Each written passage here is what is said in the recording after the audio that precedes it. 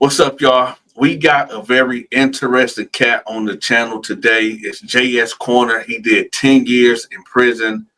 And in his first week of prison, something crazy happened to him. But I'm going to let him explain that to y'all. Um, he has a couple of videos on my channel that I showcased. I have the link to his channel pinned at the top of the comment section, so y'all can go check out all his stories over there. Without further ado, JS Corner. So, JS Corner, where you from? What up, what up, what up? From Jersey, man, Jersey. All right, man. Let's just get right to it. What got you sent to prison? What got you them 10 years? All right, so pretty much interstate trafficking. I had a nice little deal set up with my cousin down North Carolina. Sometimes he'd take a trip up here, and a lot of times I'd take the trip down there. Now, we had different meeting spots and whatnot, so we wouldn't get caught. Obviously, that ain't work. But pretty much, we both got hemmed up. I went down there and met him in Virginia, and on the way down there, got hemmed up. When they gave you 10 years. Mm-hmm. Okay, so what was your first day was you in the feds or the state? I'm State. assuming the state. Okay. Mm-hmm. What was your first day like? Tell me, what was your first day like?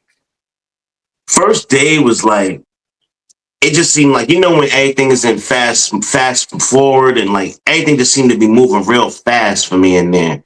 And, I'm just trying to comprehend the people I'm around and just all the craziness that you see.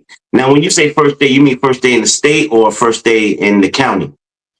In the state. As soon as you got your State. Okay, state. State is way different because everybody's setting their own little moods. So I'm just trying to fit in, get in where I fit in.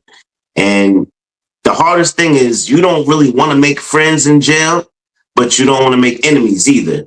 So you got to kind of stay to yourself and move kind of quiet unless you just going in there on some rah-rah shit and you just about to turn up, period. Now, the story that me and you discussed off camera, take me straight to that day and let the audience know what exactly that we're talking about. All right, you want me to take you to the end or walk you through it? Walk me through it. So basically, y'all, what me and him discussed about, he was getting groomed when he got in there, and he did not know that he was getting groomed by this predator. So this is the story that he's going to walk y'all through. So let's go to the day when you first met this guy, and then let's take the story out. All right, so now this is probably like my second day in the prison, and this guy named Big Gene, he came over, and he ain't seem like a threat or nothing like that. He seemed like an alright guy, and pretty much, yo, youngin', you need anything, I got you. I'm doing good for myself up in here, so if you need anything, I can slide you a few soups or stamps or, some sodas, whatever you need. And I'm not thinking nothing of it, even though people in the county told me, don't take nothing from nobody. And, just stay to yourself. Where do you get your own bread? Don't be borrowing. Even stay away from the stores if you could help it. But I ain't listen. I let all that shit go out the window, and I'm in prison now just figuring I gotta survive. So dude asked me if I needed some stuff. Yeah, I need some soap. I need some soup. I need some Jack Mats and tuna, and I need some smokes. So if he about to give me all of that and tell me I don't gotta pay him back, again, y'all, I don't know where my street smarts went because I'm smarter than that. But I kept accepting these things from dude. He'd come by, hey, yo, you all right? You all right? I ain't even call him. Yo, matter of fact, I brought this with me anyway. Throw me a soup in the can. I'm like, I got you, yo. I got you. I promise when I get on my feet, I got you. And this will go on for a couple of days. Now, luckily, I wasn't in the cell with Big Gene. I had a roommate, a bunkie. And one day I came up in the cell, stacked up. I had a bag, literally damn near a bag of commissary that Gene pushed over to me. My bunkie like, damn, what you was out there playing cards or something? You won or something? Or what's all that? I'm like, nah, man, dude, Big Gene. He cool as hell. He been hooking me up, said I don't got to pay him back or nothing. I'm like, why not? And my bunky's looking at me like, dog, tell me you ain't taking that from Gene. I'm like, I'm eating a honey bun and drinking a soda at the time when dude talking to me. I'm like, mouth full. I just got this from Gene just now. Like, yeah, I got it from him. They're like, listen, man, give all that shit back. Whatever you ain't open, give it back. Call your peoples, try and get them to send you some bread up in here. Pay that man back. My bunkie even said, listen, I don't even do this, but I know you knew. I'm going to try and help you out as much as I can. Pay that man back. And I'm like, what's the big deal? And he like, man, Gene, a booty buster. I'm like, a what? And now, this is probably the first time I heard this term, booty bandit, booty buster, any of that. You don't know about that on the outside world because it ain't happening on the outside world. But prison is another place. It's not a real place, y'all. Things happen in here that's just unexplainable. So I'm sitting there, I'm like, you gotta be joking me, right? He's like, nah, man, nah, you in some trouble. You better get that stuff back to him. You in some trouble. And I'm like, all right, well, what I'm gonna do? My bunkie, he did the best thing for me. He taught me a real good lesson that day. He went over, he had a jar of Vaseline. He dug his finger in there and he pulled out a blade. About like that. Just long enough. It's a poker, y'all. Because we have blades, poker, shivs, all of that. He gave me the little poker and he said, listen, if you find yourself in a compromising position where Gene is coming at you, defend yourself. So that's what I did. From that day forward, I took that thing on me everywhere I went in that lockup. Now, so did he ever confront you like, yo, why you giving me this stuff back? Did he ever come at you like, hey man, what's the problem? I thought we was good. So yeah, I'm about to get to that. So now one day I was headed down to the shower and the whole pod could see every movement you make, somebody could always see you. That's the way it's just built. Now got the poker under my towel and I'm walking to the shower with my cosmetics and all my stuff, my changing clothes and whatnot. And I guess Gene must have peeped me go to the shower. Now I'm in the shower. I got the shower on full blast, getting cleaned up in there. And you never take everything off in there. That's first of all. So I had on my chancletas and my shorts and I'm getting it in. Now I hear something in the background. Hey, bro. Hey, bro, what's going on with you? And I'm like, hey, yo, Gene, is that you? Yeah, man. Hey, what's going on? I found all this stuff on my bed when I came back from rec. I'm like, hey, yo, I'm good. Yo, Gene, I don't talk to niggas while I'm in the shower, bro. I don't have conversations while I'm in the shower. He's like, oh, man, stop it. Come, yo, I just want to ask you what's going on. Why are you giving all of this back? And I'm like, look, I can't afford that shit, Gene. I can't afford it, and I don't want nothing from you. He's like, listen, don't worry about it. I got a real easy way you can pay me back. And I'm like, what? Now, mind you, my back is to him. I'm in the shower still, but I hear squeaking on the floor. Now, that means Gene ain't taking his sneakers off. He's trying to sneak up on me.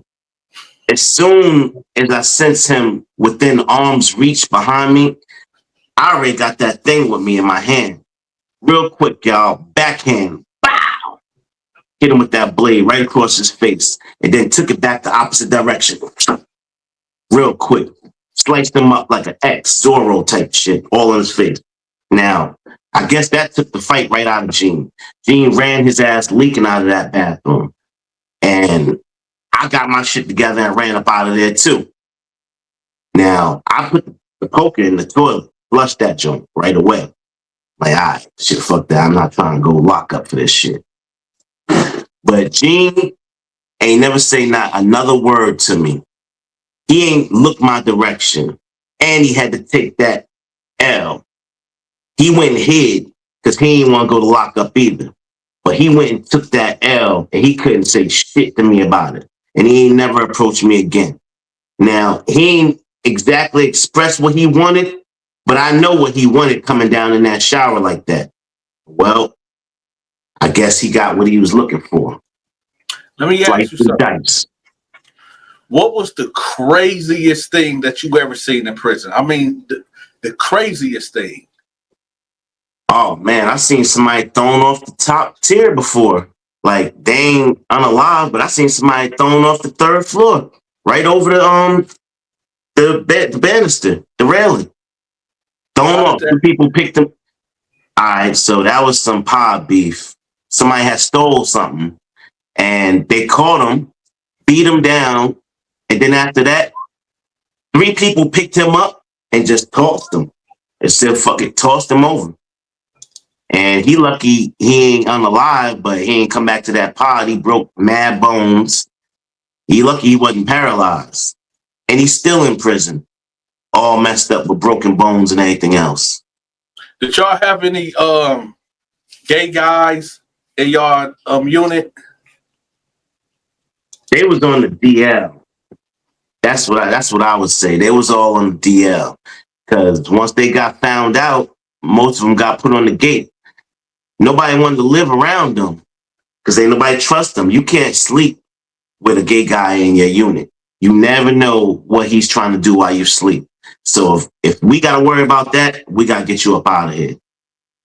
Have you ever seen something like that take place where somebody got caught up? I seen a couple of white boys get taken advantage of. Yeah, for sure. I mean, not saying that you got to be a certain weight class to do crime, but when you 100 pounds soaking wet and you come into a jail with a bunch of monsters and they throw you in a cell with, a big Gene or one of these huge guys, and you ain't got no blade and you ain't got no fight in you, what you think gonna happen? They getting their jaw broke. They getting beat down and abused. And that's just what it was. And until they hit that gate, it ain't no help coming for them. COs don't care what's going on themselves. If nobody calling for help, they going to sleep up there. Let me ask you this. What was the time when you was either sitting on your bunk or sitting in the day room or on the yard and you was like, you know what, man, I don't want to be here no more. You done seen something, you done heard something, and you like, I can't believe this is my life. I cannot believe I'm here, man. I'm not going. I can't be here no more. What was that moment?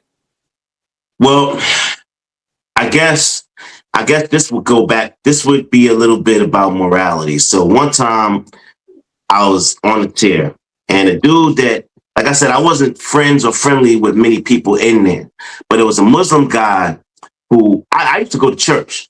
Me, I used to go just to get off the tier because there was a reason for me to get off the tier. So Muslim dude said he wanted to go and see what it was all about, which I already thought was like, maybe on the outside you could try all that exploration, but in here, man, if you saying you Muslim, you probably ought to just rock with them. So this dude will come out to church with me at least like 4 or 5 times, and his brothers will find out. Now they ain't had no problem with me, but him, man, one time they damn near kicked me out of my own cell. They came in there, we was in there kicking it. They came in there and said, "Hey, can we have a talk with him for a minute in the cell? Can we use the cell for a minute?" And I looked at him and I looked at him and I said, "You good? You cool with that?" And he just kind of shook his head like, "Yeah," because he had no choice. And I looked at them and I said, "Yo, don't mess my room up, man. Do not mess my room up." Because I had my TV, all my shit a certain way. As soon as I walked out that cell, that door slammed. Boom. I'm looking in there. They stay working him out. They got him up, hanging up in the air. They in there jumping the shit out of him, y'all. All because he went to church. And he was supposed to be Muslim. And there was a lot of them, y'all. They rolled him out of there, kicked him off of the damn out of the pod, just for that. But Just the because beatdown was merciless. just because he wanted to go to church. And all he was trying to do was hear what was going on the Christian side versus the Muslim side. So to them, To them, it kind of sounded like he was unsure if he wanted to be a Muslim or not, and they just made it clear for him. Dang, so they just violated him just off the bat. Mm-hmm. Yep. It was a lot of them too. And I seen that same one of those same Muslims, I guess you could call it their leader. I don't know, their hierarchy or whatever. But that same Muslim, we call them Big Muz. One day it was a fight in the cell. He locked in with somebody. And you could watch through the door. We seen him crack this dude so hard. When he hit the dude in his jaw, he spun around and his other side of his jaw hit the bunk, the corner of the bunk. All you saw was red stuff all over the wall. That was gruesome. Teeth and everything flying out. It was crazy. And dude didn't look that big. He was short, stocky. He ain't look that powerful. But man, he cocked back and hit that boy. Yeah, I seen some crazy stuff. One of your viral videos is going viral right now. It was about, I think there was a dude named Bama, Booty Bama, or something like that. Booty Bama Bang Bang. Yeah, yeah. Now that's another monster. That was in this story that the first story I told y'all about Gene was in reception. That's where they find out where you going, what jail what prison you gonna go to, where you gonna be housed at. They look at your tattoos and all that. So all of that stuff happened in reception before the real prison. Reception is a state prison too, but now you're moving on to a real unit, to a real prison. And that's where you got people like that. Booty Bama Bang Bang. And now, when you first met him, what was that all about? Like, when you first seen him do something crazy, take us to that day. All right, so pretty much, it's an old story, but pretty much Booty Bama, he liked to assault gang members. Why? Because he knew they couldn't tell nobody. They couldn't tell their gang. They can't tell the COs. They can't tell nobody. Because if they go tell their gang don't want to hear that you got, taken by a booty bandit. By the way, now you was a bandit of some sort and you off this set. So it was no explaining that. So he would do that a lot. He would go ahead after, small gang members that was only there for protection in the first place and assault them. And then he would talk loudly about it in the day room or in the lunch room. He had his own little clique that he hung with, but they was bold and they was huge, like 300 plus pounds. So what you gonna say if you hear somebody say, yeah, I took him last night. He couldn't do nothing about it. You gonna stop and do something about it? You gonna keep walking and mind your business. Just keep your blade with you and make sure he don't do that to you. And that's the mistake that a lot of people make. They don't keep their blade with them. I don't care if you are in a gang. Keep that banger with you. So he ain't never got no repercussions for what he was doing? Nobody would tell on him.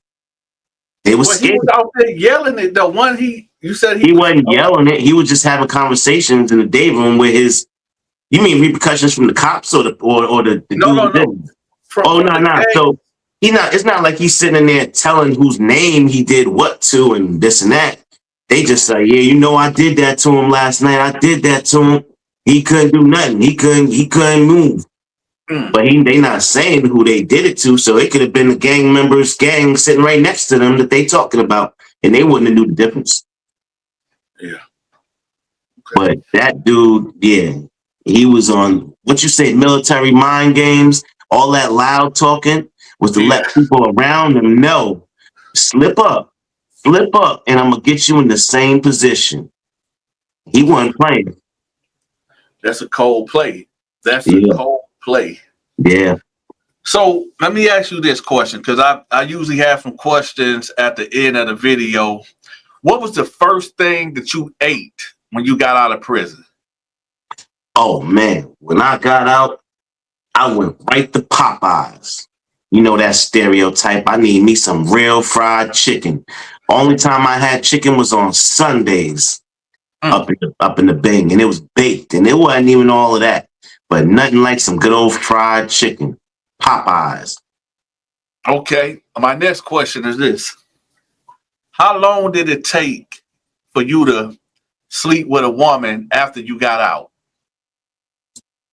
Shit, that same night. Did you pay for it or was somebody waiting on you? Oh hell no, nah. I had people waiting on me. Oh, okay. More than one.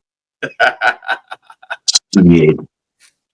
I was young, you know what I mean? I was, yeah, man. Nah, hell nah. That same night, I was ready.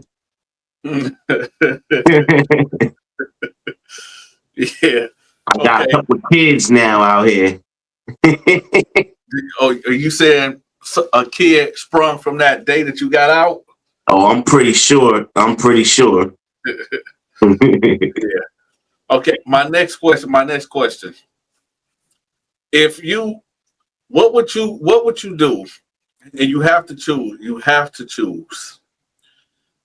If you had the chance to meet God and talk to him for maybe 5 minutes or receive $1 billion untaxed, which would you take? I'm taking that billion. Because Okay. the way I see it, you know what God gonna do for me? Whatever is in the plans for my life, that's just what it's gonna be. I can't change it. I can't, I could try and alter it, but nah, I'm taking that billion. It ain't nothing that you would want to ask. Nope. We here. Ain't nothing we can do about it. I don't want to know why. Okay. Wait, do you believe in God? I do. Okay. Are you Muslim, Christian, or something else? I mean, I guess you could consider it Christian, but I just have my own set of beliefs and morals as far as that goes. I do believe in some kind of hierarchy, but yeah, that's difficult. And in the prison that you was at, right? Was it more who was the ruling power in there? Was it whites, blacks, Mexicans, a certain gang or It, organization? yeah, it was mostly the Bloods. Oh, It was okay. mostly the Bloods was running shit up in there. And Mm. after that, you would have, I guess you would say, the Muslims and the Crips and the Kings and the whites. They had their small section, but they wasn't doing too much up in there. Would you say the whites was the ones that was being oppressed the most? Um, mm, yes and no. I mean, because once it was enough for them, once they got together and made their own little, white supremacist group or whatever you want to call it, they had enough numbers to at least stand up for themselves. I would more say it was the neutrons. If you wasn't 550 or had any kind of affiliation and you came in and you was a neutron, yeah, I think you was getting bullied more than anything. They was going right for your locker. Like I kind of felt bad for people that didn't have any kind of affiliations because it was like you couldn't eat. You had to depend on the state food. If you wanted to be safe, don't go to that commissary. Get you your regular soap, maybe one pack of Black and Mild, maybe a Super 2, but don't load your box up because you're going to get robbed. Now, if they see you got the bare minimum and you just surviving, they probably let you slide. They won't mess with you. But if you come in there stacked up and you a neutron, oh, get ready, prepared to defend yourself. Mm, okay, cool. Well, let the people know where they can find you at. Yo, you can check me out on JSK Talk Show. That's at JSK Talk Show on YouTube. You know what I mean? I'm gonna have his link, y'all, again pinned at the top of the comment section. He tells some really out cold prison stories, y'all. So I'm gonna have that link pinned at the top of the comment section for y'all. So y'all make sure y'all go over there and check him out. Also, if you want to get interviewed, get in contact with me at 313-452-8981. That's 313-452-8981. Do not call me to troll. Only call me if you want to tell a prison story or a supernatural story. Outside of that, do not contact me. Okay? With that, y'all, this is the Dante Show Network and our guest, JS Corner. You got anything to say before we roll out? Y'all just go subscribe to the channel, check those stories out, and keep coming back for more, y'all. They're going to get more and more interesting. The more and more stories I tell, the more and more you will be. All right, y'all. That's going to be it for me. All right, over and out.